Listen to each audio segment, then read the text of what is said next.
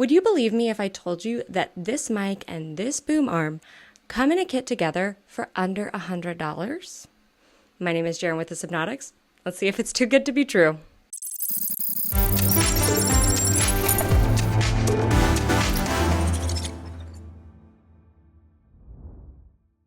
A bit of housekeeping before we jump into the review. Thanks to FIFINE for sending me the mic and boom arm kit to review. They have not seen anything of this review before it's been posted, so what you're seeing are my unfiltered and honest opinions.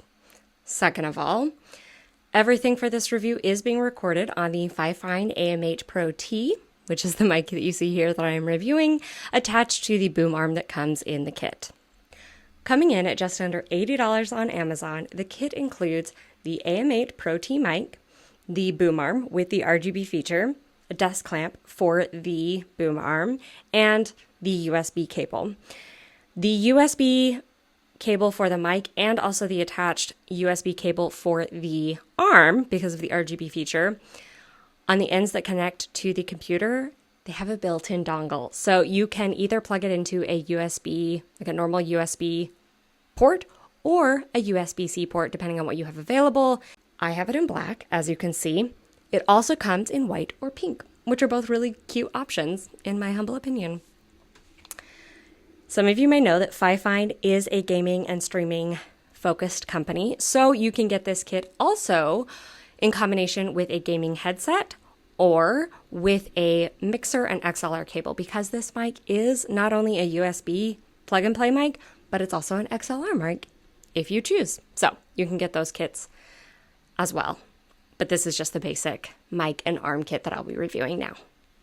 The AM8ProT is a dynamic microphone with a cardioid polar pattern with a capsule situated at the end. Now, what it means that has a cardioid polar pattern, if you don't know, is that the sound will be picked up best from wherever the capsule is pointed, in this case, on the end here, and it will reject sound from where the opposite end. So hopefully that means that you are not hearing the very loud fan from my very old computer working very hard right now.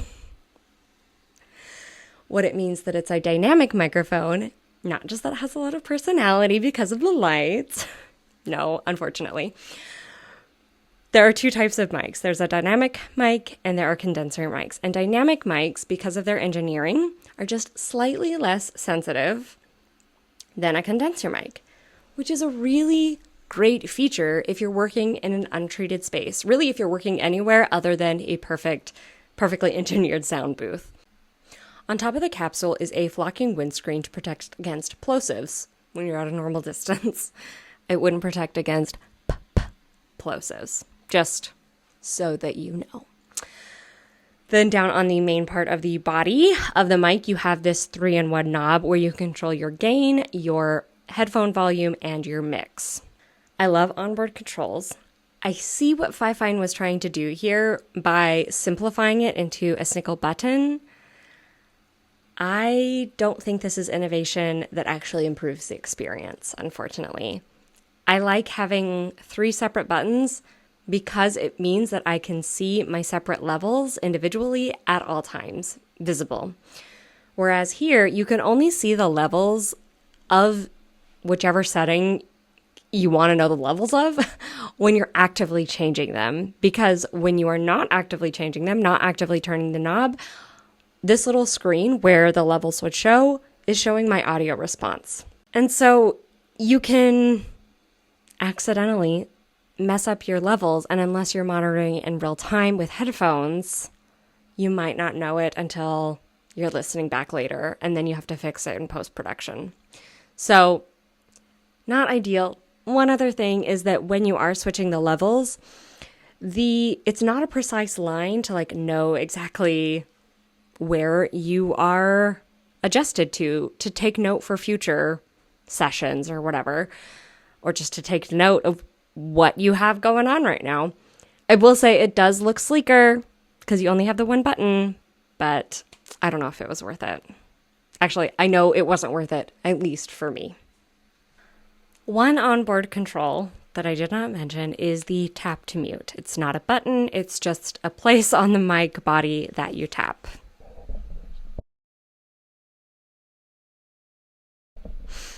as maybe you saw, the screen turns red when it's muted.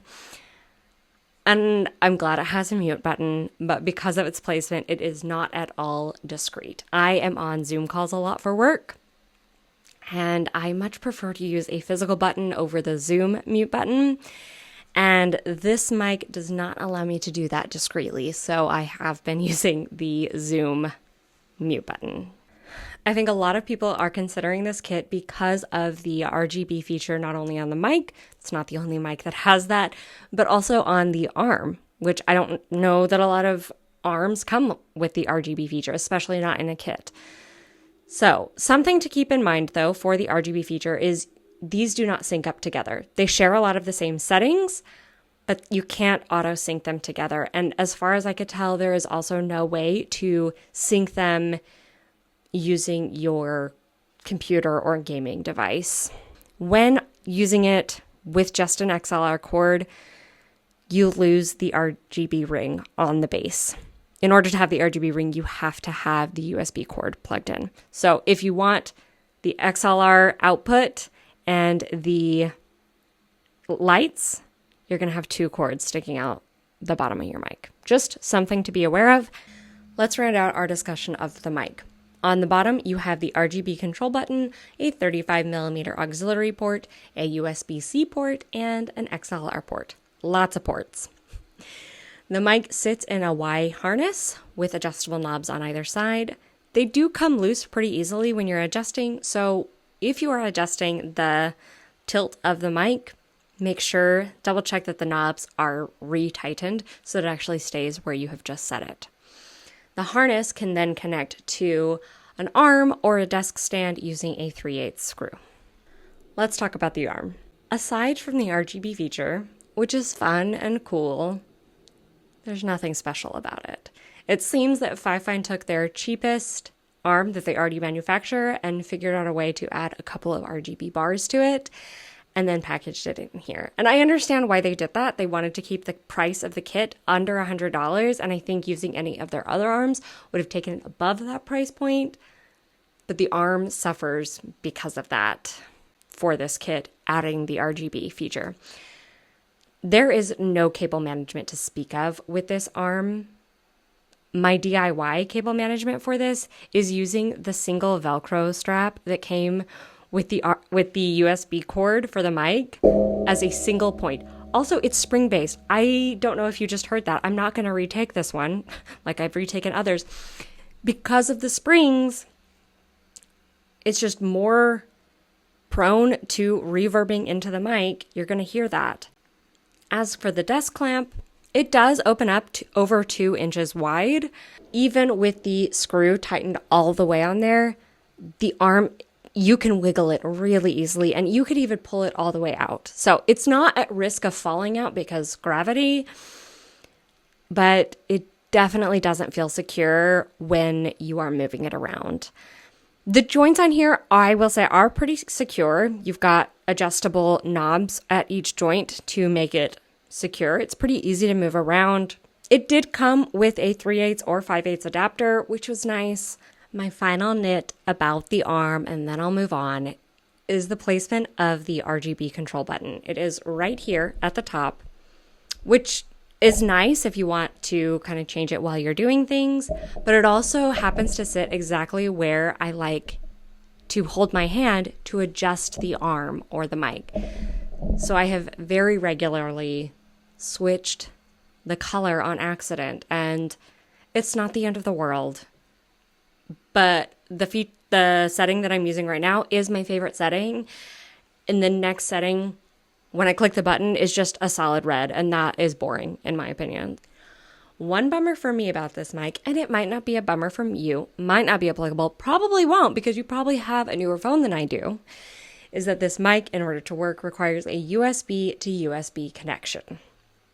It will not work with a USB to Lightning connection.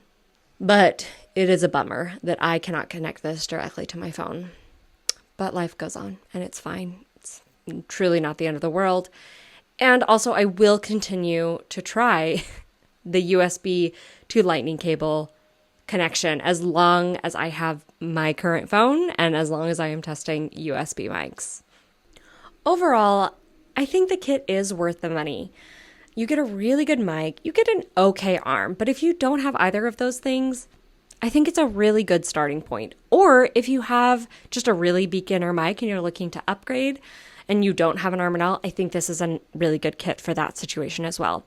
This is also a mic that you can grow with because it is a USB or XLR mic. And so you don't need to start with the XLR, but as you continue doing whatever it is you want to do with this mic, you can get the XLR cord and an audio interface, and you can upgrade the sound quality that way. If you are looking at this kit primarily because of the RGB arm, I don't know how many other RGB arms there are on the market, I would not recommend this kit specifically for the arm. I think there are a lot of other really good arms on the market, even within FIFINE's offerings. You'd be better off finding an arm that works better for your situation. Cable management specifically, that's my main gripe. Maybe that isn't something that bothers you, but find a better arm with better cable management or other things that work better for you, and then find some RGB strips to put onto it. Make sure you subscribe to Sypnotix for all of the tech reviews.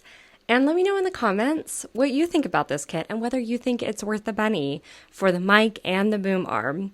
And also let me know if you think I was unnecessarily ragging on the boom arm. If you think it's the coolest boom arm you've ever seen, great. I want to hear about that. I'll see you in the comments and I'll see you next time. Bye.